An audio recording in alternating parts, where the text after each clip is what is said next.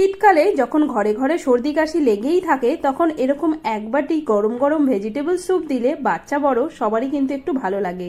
আজকে আমি একটা নতুন চাকু কিনেছি, তাই তোমাদেরকে দেখাচ্ছি। এবার নিয়েছি কিছু সবজি, আর সবজিগুলোর মধ্যে নিয়েছিলাম কিছু বিনস, তার সাথে পেঁয়াজ, আর নিয়েছি গাজর আর বাঁধাকপি।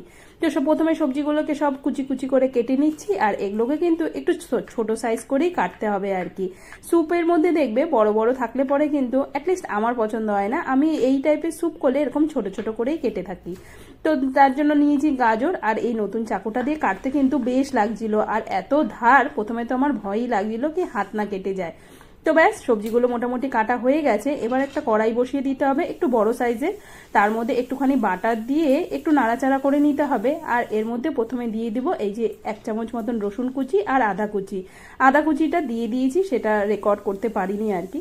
তো তারপরে দিয়েছি এর মধ্যে পেঁয়াজ কুচি একটু, আর পেঁয়াজ কুচিটা দিয়ে আবার একটু নেড়ে চেড়ে নিয়ে এর মধ্যে এই যে সবজিগুলো কেটেছিলাম যেগুলো, সবগুলোকেই একটা একটা করে দিয়ে দিলাম। তো 3টে সবজি দিয়ে এগুলোকে হালকা ভাজতে হবে, একটু সেদ্ধ, মানে এটা হচ্ছে সুইট কর্ন, ফ্রোজেন কর্ন থাকে না, ঠিক সেটাই। তো এটা না দিলেও চলবে। তো দিয়ে এবার এটাকে ভালো করে একটু নেড়ে চেড়ে নিয়ে একটু নুন দিয়ে দিতে হবে, সাথে 2টো লঙ্কা দিলাম, একটু বড় সাইজেই কেটে দিলাম, ছেলেও খাবে তো। তো ব্যাস এরপরে এটাকে নেড়ে চেড়ে রাখবো কিছুক্ষণ, আর তারপরে এর মধ্যে পরিমাণ মতন জল দিয়ে দেবো। পরিমাণ মতো জল দিয়ে এটাকে ভালো করে কিছুক্ষণ এবার ফোটাতে হবে। ফোটাতে ফোটাতে দেখবে এরকম সাইডে এরকম হালকা একটু ফেনা ফেনা হয়ে যাবে, সেটাকে একটু পরিষ্কার করে নেবে।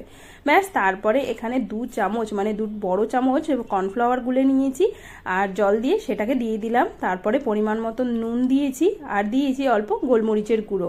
গোলমরিচের গুঁড়োটা আবারও একটুখানি স্কিপ হয়ে গেছে। তারপরে এই যে ডিমের সাদা অংশটা দিয়ে দিলাম।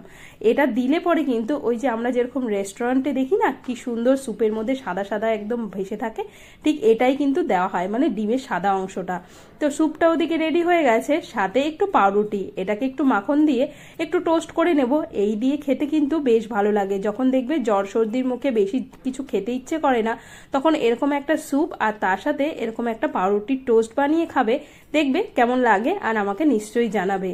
তবে হ্যাঁ, আশা করি নতুন বছরে তোমরা সবাই খুব ভালো থাকো, আর আমার তরফ থেকে তোমাদের সকলকে হ্যাপি নিউ ইয়ার।